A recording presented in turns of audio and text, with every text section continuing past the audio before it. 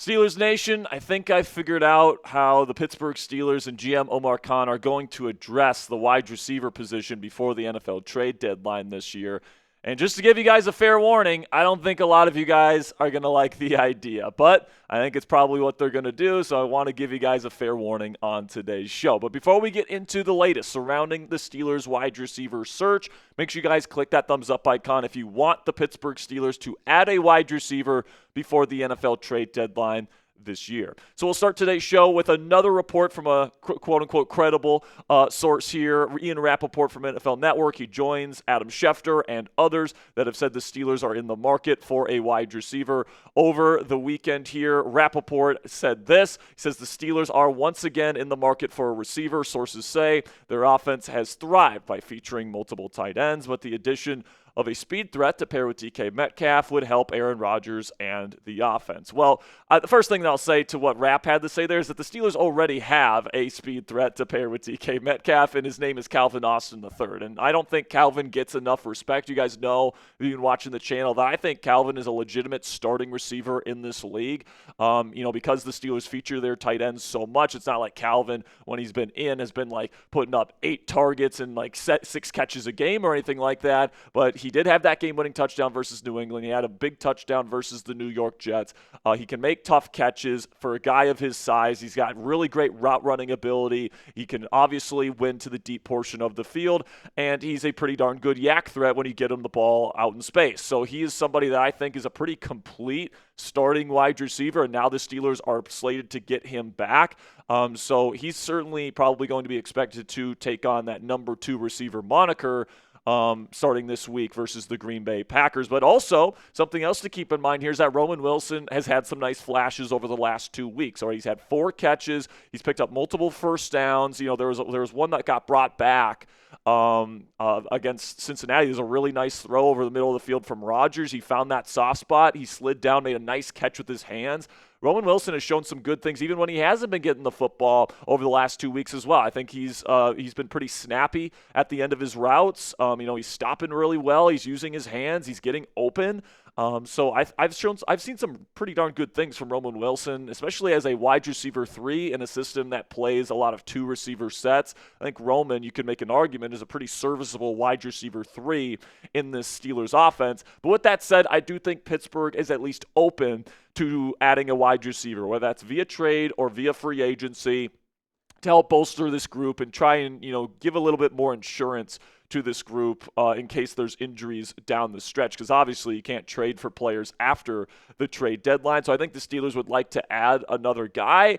In terms of the caliber of guy they're looking for, I think that there's a little bit of debate, and I think at the end of the day here, if they can't get their price on somebody that's a little bit more quote-unquote high-end, I think that they are more than comfortable going for somebody that maybe is a little bit of a lower caliber than Steelers fans are hoping for and expecting heading into this trade deadline. But I actually think that the perfect fit, at least according to the Steelers' point of view, just hit the open market. And I think that this receiver is going to be the most likely option for the Pittsburgh Steelers to add to this group before the NFL trade deadline this year. But before I reveal who that receiver is, get down there in the comment section and predict it. Will the Steelers add a wide receiver before the trade deadline? And if so, which one do you think that they add? Let me know down there in the comment section for today's pinned question. In just a second here, I'm going to tell you about our sponsor today at PrizePicks, and I'll let you know about our sponsor today. Let me know down there in the comment section if the Steelers make a move at receiver, and if so, for who? And with that, let's have a word from our sponsor today at PrizePicks. And you and I, we both make decisions every single day. But on PrizePicks, being right can actually get you paid. Don't miss any of the excitement this season on PrizePicks, where it's good to be right. Football season is finally here, and you better believe I'll be getting my PrizePicks lineups in all season long. PrizePicks is simple to play. Just pick more than or less than on 2 to 6 player stat projections, and if you get your picks right, you could cash in. PrizePicks also puts their users first, so all withdrawals are fast, safe, and secure. PrizePicks also offers Venmo, Apple Pay, MasterCard, and more for quick and easy deposits into your account this football season.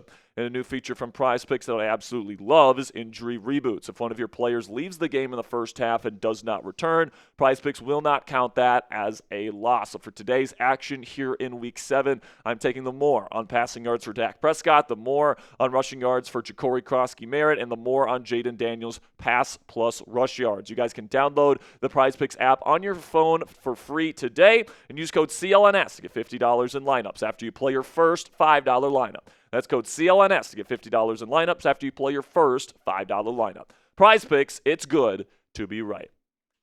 So my best guess, and I already know people are going to be furious with me for even suggesting the Steelers do this, but I think the most likely receiver that the Steelers add to this group before the trade deadline is Marquez Valdes-Scantling, one of Aaron Rodgers' former wide receivers in Green Bay, who was just released by the San Francisco 49ers. Ari Meirov broke the news yesterday saying the 49ers have released wide receiver Marquez Valdes-Scantling from IR with an injury settlement. All right, so you take a look at Marquez Valdes-Scantling.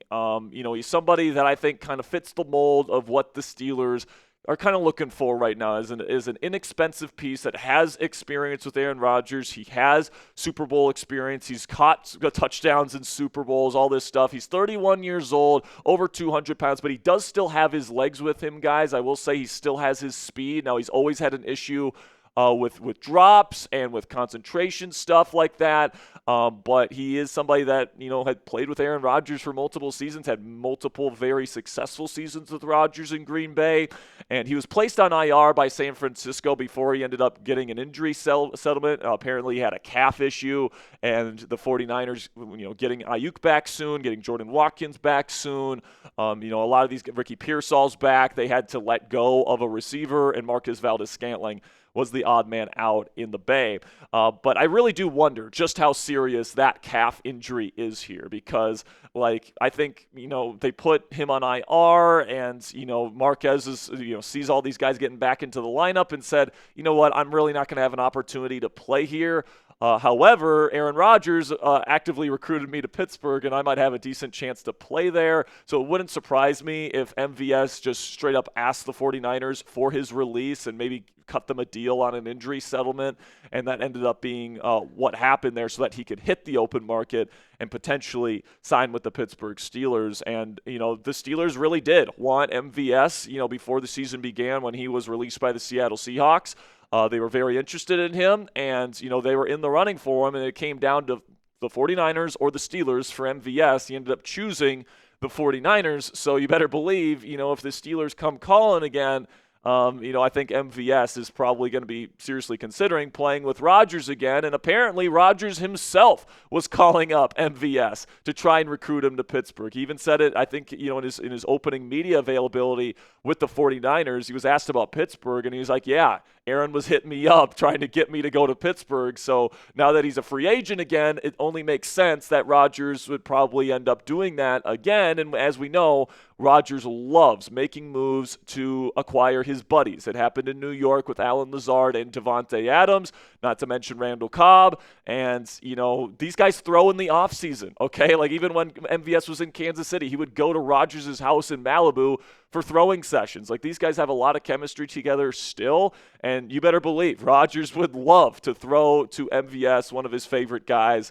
in his kind of rogues gallery of receivers that he's collected throughout his NFL career.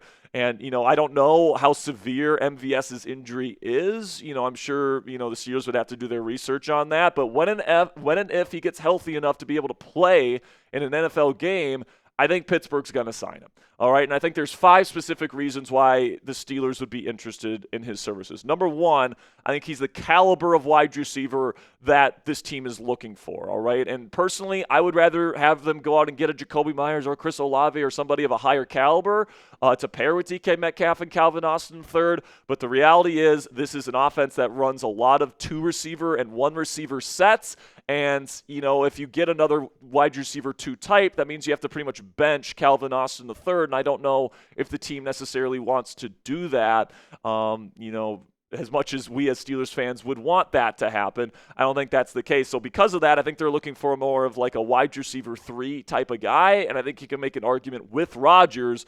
MVS is still a wide receiver 3 type of guy, especially because of the long speed that he brings to the table. And that brings me to my second point here, where Ian Rappaport says they want another deep threat. They want another speedy deep threat. Guess who's still a really good speedy deep threat? That's really all he does.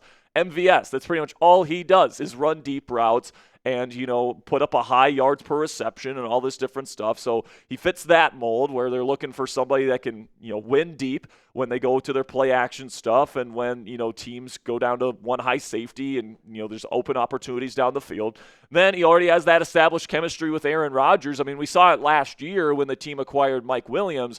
At first it took him a while to learn the system, and second, he had to develop chemistry with Russell Wilson that just never, formulated. With a guy like MVS, if you bring him in, he's somebody that you could play relatively quickly because he's played in Shanahan-style offenses before, so he'd probably already have a lot of the terminology down that Arthur Smith runs here in Pittsburgh, but also he's got a lot of the little tips and tricks and little audibles and all these different things, and he understands Rodgers' ease already. So I think that would be something that's appealing to the Steelers, obviously. Also, he's a Super Bowl champion. He's caught touchdown passes from Patrick Mahomes in Super Bowls. He's somebody that's been there, and he has helped contribute to a Super Bowl winning team as a supplementary wide receiver, which is what he'd be here in Pittsburgh. And then also another reason why I think Pittsburgh would be interested in him, and not, as opposed to, say, trading for a receiver, is he doesn't cost a draft pick. I mean, it's been pretty well reported, guys, that the Steelers are being pretty precious with their draft picks. And, they're not going to be willing to overpay for a receiver on the trade market or anything like that. And, I think, the fact that you can get a Super Bowl champion that has worked with Aaron Rodgers and fits the mold of what they're looking for and is the caliber of receiver that I think they're looking for, is kind of a bigger, speedy, deep threat. It just makes a lot of sense why the Pittsburgh Steelers would bring in MVS at this point. And to me, he's not completely worthless at this point. Now, people want to say that he's absolutely terrible and he can't play anymore. And, I don't think he's like a legitimate starting receiver, say, in like a 11 personnel heavy 3 receiver set type of team. But like, for a team that plays a lot of 1 and 2 receiver sets and are going to be playing DK Metcalf and Calvin Austin III more often than not, as a wide receiver 3, wide receiver 4 that has established chemistry with Aaron Rodgers. I mean, just last year in his 8 games played with Derek Carr and the New Orleans Saints, he was on pace for over 800 yards last season. He averaged 22.6 yards per catch and was on pace to get 9 touchdowns if you prorate that 8-game production over a 17-game schedule. I mean, if the Steelers got this kind of production on a per-game basis from Marquez Valdes-Scantling, I mean, that's legitimate number 2 receiver production. Not to say that that's what it would be here in Pittsburgh. I don't think he would be getting number 2 receiver snaps. It'd be more wide receiver 3 snaps. But you guys get my point. He's still somebody that's very fast. He can win deep. Rodgers, has a little bit of chemistry with him as well, multiple years of chemistry, in fact. And you guys can see over the last several years, he hasn't been like a legitimate, like star-level player or anything like that, but he's somebody that's a legitimate deep threat. And he still can get the ball into the end zone at times. He's made plays in the playoffs. He's made plays in Super Bowls. And is he like an awesome receiver? I wouldn't say so. He's got a limited route tree.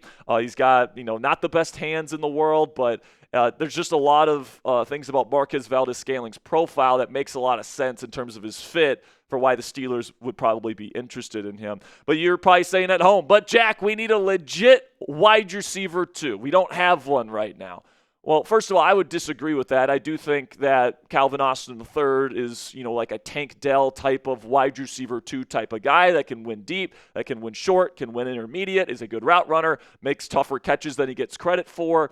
But I don't want anyone to get it twisted, okay? I think that if the Pittsburgh Steelers add a Jakobi Meyers or Chris Olave, if they add like a legitimate quote-unquote wide receiver 2, I will be thrilled about that, all right? It makes this team better, okay? And I am fully on board with Omar Khan getting a little bit aggressive here and making a big splash move to make this a much better wide receiver room and, open up the playbook a little bit, open up the opportunity to play more 11 personnel if you want to.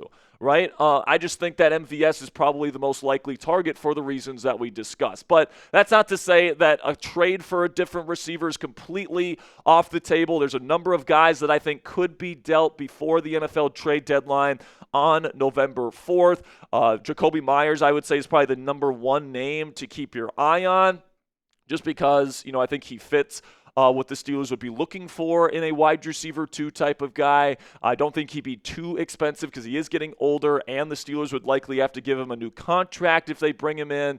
But there's definitely a lot of other names out there that are worth looking at for the Pittsburgh Steelers, and I would certainly be okay if they end up getting somebody other than MVS before the deadline. So what say you guys? Let me know down there in the comment section. Would you be okay if Pittsburgh signed MVS? Type yes or no down there in the comment section to let me know what you guys think down there in the comment section. And that'll be it for today's edition of Steelers Talk by Chat Sports. Enjoy your NFL Sunday, guys, and make sure you click that subscribe button for any breaking news coverage that ends up hitting here over the next few weeks. The trade deadline's coming up.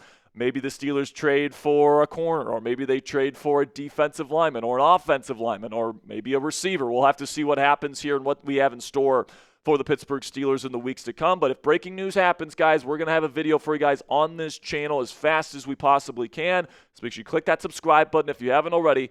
Till next time, guys, here we go, Steelers.